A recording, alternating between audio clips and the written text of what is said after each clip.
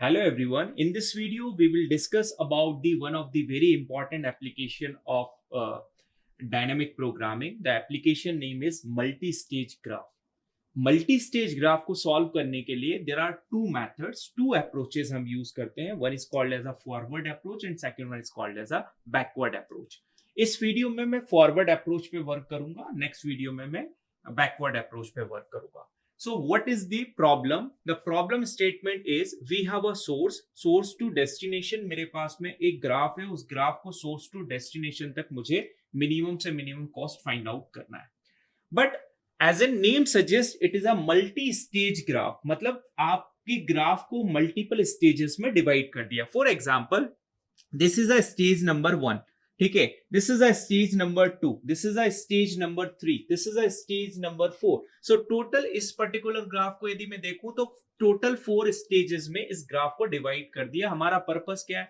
Purpose हमारा यही है कि सोर्स से लेकर टारगेट तक मुझे मिनिमम से मिनिमम डिस्टेंस को फाइंड आउट करना है. नाउ सोर्स टू टारगेट तक जाने के लिए बीच में बहुत सारी स्टेजेस अवेलेबल होंगी, बट उन स्टेजेस में से मुझे उस पर्टिकुलर वैल्यू को पिक करना है जो सबसे मिनिमम हो. हमारा पर्पस क्या है? हमारा पर्पस डायनामिक प्रोग्रामिंग का यही है कि to find the optimal solution. But optimal solution in sense of all possibilities. मतलब हम कैलकुलेट क्या करेंगे? ऑल जितनी भी पॉसिबिलिटीज है सारी पॉसिबिलिटीज पे वर्क करेंगे. अब सारी पॉसिबिलिटीज पे जब हम वर्क करेंगे, इट मींस यदि हम सोर्स की बात करें, सोर्स से हमारे पास में कितने वर्टाइसेस कनेक्टेड है, तो ए भी कनेक्टेड है, बी भी कनेक्टेड है, सी भी कनेक्टेड है. It means we see the adjacent vertices. A भी है, बी भी है, सी है. मतलब हम हर एक पॉसिबिलिटी पे वर्क करेंगे, बट उस पॉसिबिलिटीज में से जब मुझे ऑप्टिमल सॉल्यूशन जो मेरा होगा उस पर्टिकुलर सॉल्यूशन को मैं पिक करूंगा. नाउ इसके लिए हमारे पास एक छोटा सा फॉर्मूला है. फॉर्मूला क्या है कि मुझे डिस्टेंस कैलकुलेट करना है सोर्स से लेकर टारगेट तक. So distance of source to target.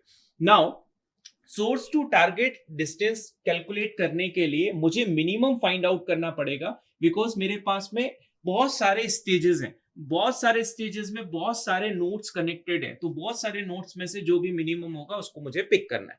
Now S to ए जाऊं तो बाया ए टू डी एक पर्टिकुलर, यदि आप देखें बाया ए टू डी मेरे पास में दो पाथ यहां पे मिल रहे हैं. यदि एस टू बी जाता हूं तो बी के थ्रू मेरे पास में आई हैव अ 3 पाथ्स. ये 3 पाथ्स मुझे मिल रहे हैं.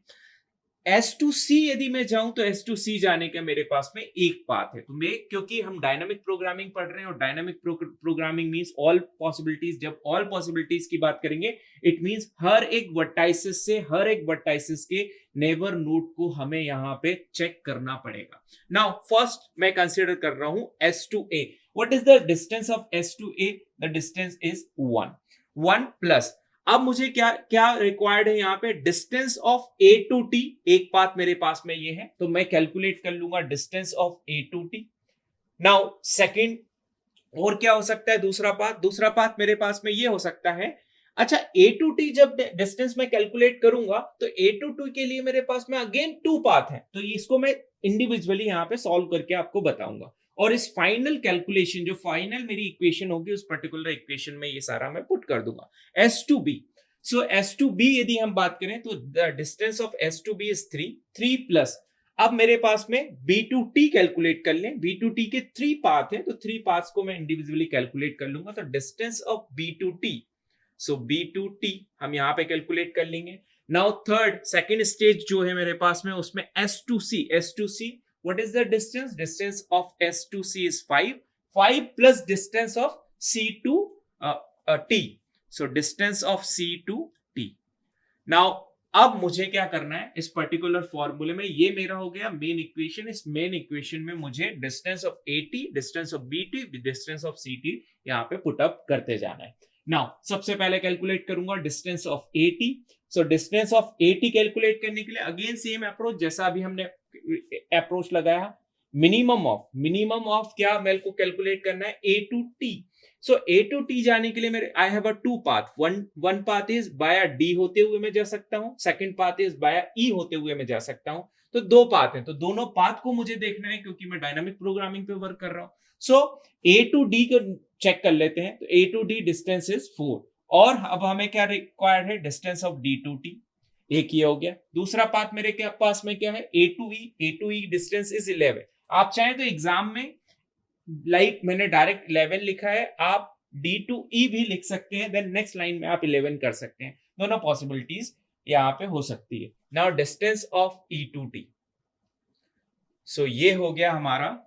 नाउ अब मैं यहाँ पे वैल्यूज पुट अप कर लेता हूं। Minimum of 4 plus distance of D2T, distance of D2T is 19, so 11 plus distance of E2T distance is 13. So which one is minimum? So 19 plus 4, this is at 23, और यहाँ पे यदि आप देखें तो this is at 24. So minimum one is 23. So मेरे को क्या मिल गया? Distance of AT मेरे को कैलकुलेट होगी, which is a minimum of which is a 23. Now next one, I need to find out the distance of B2T. So distance of B2T. Okay, so now distance of B2T, again minimum of B2T. There are 3 path. यदि A2T की बात करें तो 2 path मेरे पास में थे, यहाँ पे मेरे पास में अब 3 पाथ हो गए, मतलब 3 नेबर नोड डायरेक्टली कनेक्टेड है to B. Now distance of B2D निकाल लेता हूं एक बार, डिस्टेंस ऑफ B2E कैलकुलेट कर लेते हैं, then distance of B2F calculate कर लेते हैं। Now first one B2D, what is the distance? Distance is 9. Now then उसके बाद में मुझे क्या करना है, यहाँ पे कैलकुलेट करना है डिस्टेंस ऑफ D2T, एक हो गया मेरा ये, comma next B2E, what is the distance? 5 plus distance of E2T. Now second third one B2F, what is the distance? Distance is 17, so 17 plus distance of F2T. सो ये values में calculate करके यहाँ पे पुट कर देता हूं। So now minimum of 9 plus distance of dt is 19. 5 plus distance of ET, what is the distance? 13. 17 plus distance of FT, which is a 2. So which one is minimum? Minimum is 17 plus 2, 19, 18, और ये आपका ज्यादा हो गया, तो minimum one is 18. 18 is the minimum distance of B2T. Now finally last one is distance of C2T. Now C2T calculate करने के लिए there is only one way, one path. Distance of C2F which is a 2. अब यहाँ पे क्योंकि एक ही है मेरे पास में, मिनिमम लगाने की जरूरत भी नहीं है, तो मैं डायरेक्टली लिख देता हूँ 2 plus distance of F2T, so F2T, so ये हो गया आपका 2 plus distance of FT2 is 2, so which is a 4. Now ये जो डिस्टेंसेस हमने निकाले, distance of D2T, BT and CT, in values को हमें पुट करना है मेन इक्वेशन में। सो मेन इक्वेशन में इस वैल्यूज को पुट करते हैं। सो डिस्टेंस ऑफ ST कैलकुलेट कर रहा हूं मैं।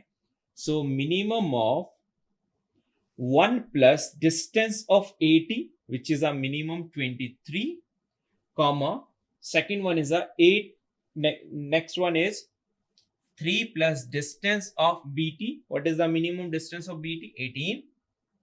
Okay. Next 5 plus distance of CT. What is the minimum distance of CT? 4. So यदि इसको आप देखें तो which one is minimum? 4. So minimum is 5 plus 4 which is a 9. So source to target जो मेरे पास में minimum path है, वो minimum path क्या निकल के आया, minimum cost जो निकल के आई है वो क्या निकल के आई मेरी 9 which is a minimum distance.